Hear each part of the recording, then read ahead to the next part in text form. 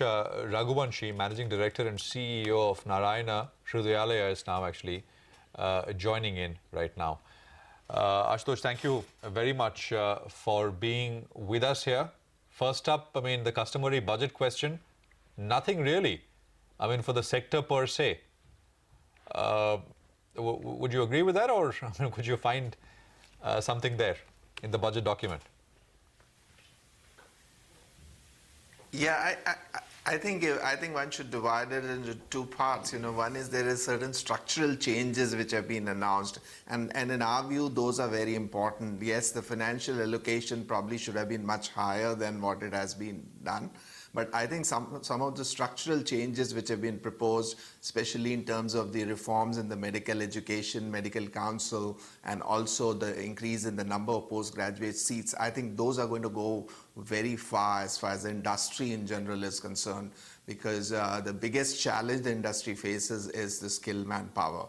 And I also see some of the other positives, which are the DigiGov thing, where, you know, the telemedicine, etc., would be promoted. Other than these two, the lot of emphasis on controlling of the prices of consumables, pharmaceuticals, and implants, etc., which has been talked about, I think that is another very important step for the industry in general. The impacts are going to be mixed, and we have to see how it pans out. Yes, if the allocation was slightly higher for healthcare, that would have been even nicer. Okay, fair enough. That point is taken, Mr. Raghuvanshi. But let's talk a little bit about your numbers. Revenue is up around 14% on a sequential basis. However, quarter on quarter, the revenue was down 6.5%. What was the impact of demonetization that you felt? Yes. Yes, I think there was, as it is, the third quarter being the festival quarter is usually suppressed. However, still we see a sequential growth. This is the first time we are seeing degrowth on quarter to quarter. And a lot of it was contributed by demonetization. We saw the impact in different regions of the country different. That depended on the customer profile. As we have said earlier, that 60% of our business used to be cash business. So wherever we were essentially serving to the semi-urban and rural populations primarily, we saw a huge dip in that segment for the first couple of weeks. I think it was a result of, one is the sentiment and also the unavailability of cash in the early part of this. That has started recovering. However, we did not see it recover as quickly as we would have expected, because healthcare being a non-discretionary expense. But still, I am satisfied that on year we have shown us impressive growth of 17.6% in terms of revenue and 32% in EBITDA.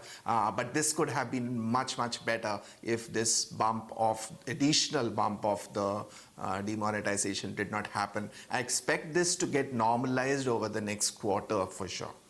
What about margins, operating profit margins, sir? Could you break down the 150, 200 basis point compression that we saw? Yes.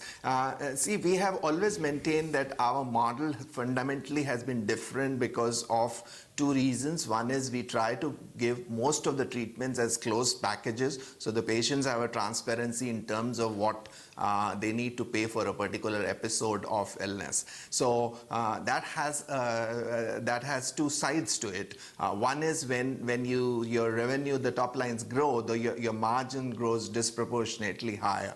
And similarly, when the top lines come down for any reason, then your margins get suppressed. So though we did not, we do have an element of variability in terms of consumables and medicines, etc. So we did not see a very huge change, but yes, the margin was marginally depressed by about 30 to 40 percentage points in terms of consumption. And the rest of the fixed costs, as you know, remained the same. So what was your occupancy in Q3 and what is it tracking right now? Yes, the occupancy dropped in Q3. However, there were two other factors also which need to be remembered. One is, as you said earlier, that there was an effect of demonetization. We saw a drop happening both in the outpatient numbers as well as the inpatient numbers. So the occupancy dropped by about 2%. However, now it is the occupancy is coming back to the normal and showing the growth trend. Okay, so around 66% is what you did in Q2. So it's back to those levels? It is going to back to those levels. Okay, yes. just a quick last question, sir. I keep passing the pediatric hospital that you all are opening in Worli soon enough in Mumbai. Can you just give us a sense in terms of when it starts operations, how many beds will it have, and what might the revenue share be for you all?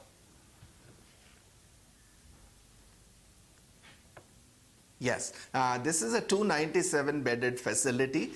Physically, the facility is completely ready and fully equipped. As of yesterday, we did a multi-faith prayer yesterday to commemorate the finishing of the project. Now we are waiting all the necessary approvals. As soon as we have them in place, we would make this hospital operational. I expect the hospital should be operational by March of this year, and this would be one of its kind unique tertiary care pediatric hospital in the country. We expect that we will commission the hospital fully by middle of March at the latest. We get 99% of the revenue share.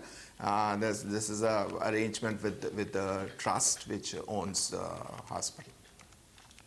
All right, so thank you very much. Good having you here. Appreciate you joining in with that perspective. Thanks indeed.